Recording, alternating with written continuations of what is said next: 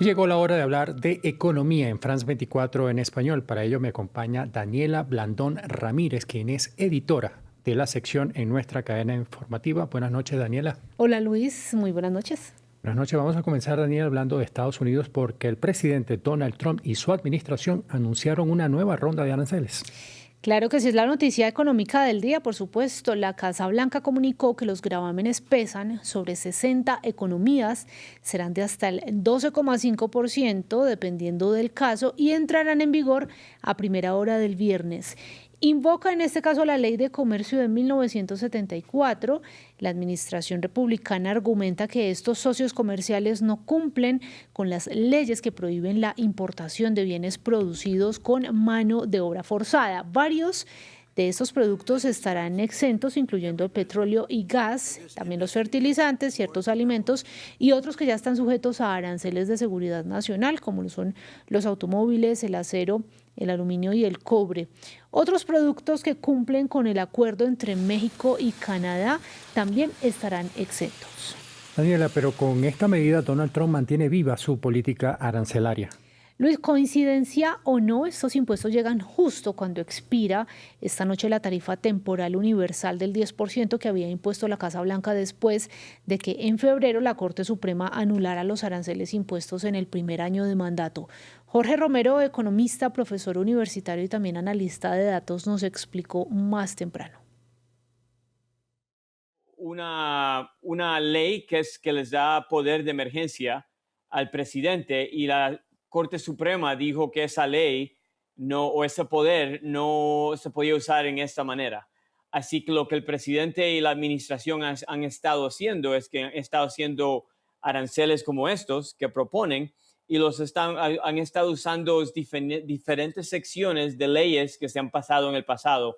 Por ejemplo, tenemos sección 232 del Trade Expansion Act del 1962, o el Trade Act de 1974 y están usando secciones donde pueden, por ejemplo, si la administración cree que hay un peligro contra la seguridad nacional, entonces el presidente puede poner aranceles contra algún país o muchos países, ¿no? Como estás viendo.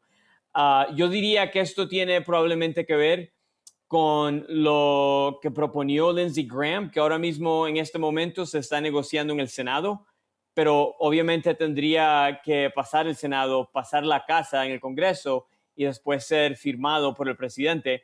Pero a este momento el presidente puede usar poder de él solo usando estas secciones y sí se pueden tener un poco de empuje de personas que creen que está usando su poder, pero eso requeriría un proceso legal, ¿no? que coge tiempo.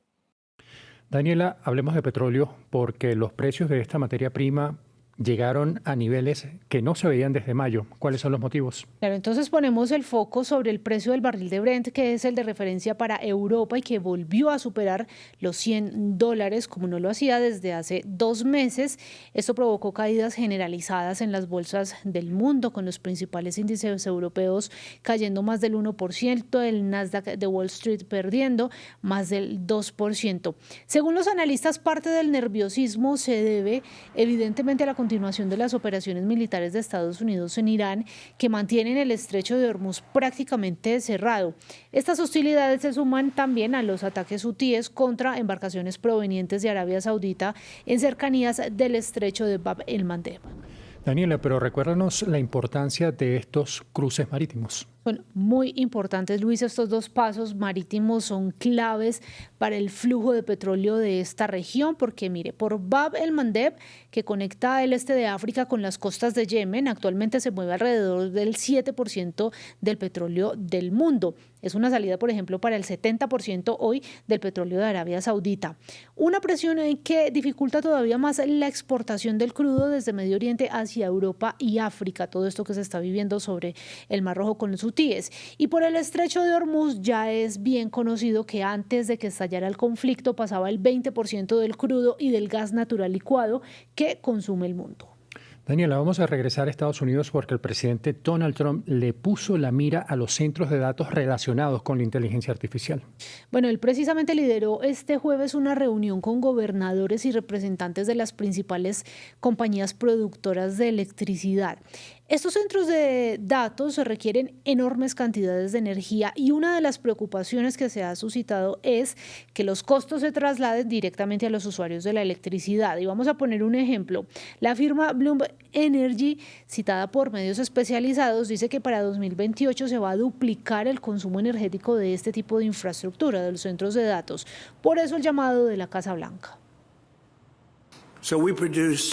Producimos enormes cantidades de electricidad para cada negocio y esta industria necesita más del doble de esa cantidad. Así que les estamos permitiendo construir sus centros con el plan de protección de los consumidores porque estamos insistiendo en que los centros de datos de inteligencia artificial y las grandes empresas tecnológicas paguen por su camino y eso es lo que están haciendo y están felices de hacerlo porque de esta manera podrán funcionar brillantemente. Daniel, y para el cierre, el Banco Central Europeo hizo 2 anuncios importantes. El primero es un anuncio macroeconómico. El emisor oficial de la Unión Europea dijo que mantendrá estables sus principales tasas de interés. Esto ya lo veía venir el mercado. Lo más novedoso del día fue que la presidenta de la entidad presentó los diseños preseleccionados para los nuevos billetes de la zona euro, en los que predominarán las aves y la naturaleza, como lo vemos en las imágenes, además de algunas figuras históricas como el compositor alemán Beethoven. Los diseños fueron resultado de un concurso. Mire, en total se recibieron más de 1.200 solicitudes de diseñadores gráficos. De esos, 25 fueron invitados a crear estas propuestas que ustedes están viendo. Y ahora, ¿cuál es el paso a seguir? Hasta el 21 de septiembre los europeos podrán votar por sus favoritos. Hay un sitio web que la Unión Europea diseñó específicamente para esto. Ya después del 21, pues vendrá entonces la elección, ¿no?, de los billetes. Democratizando así el diseño de toda la moneda única para la zona euro. Muchas gracias, Daniela. Exactamente. Bueno, acá nos vemos en una próxima, Luis. A ustedes también, muchísimas gracias por estar con nosotros. Continúen con más de la programación de France 24 en español.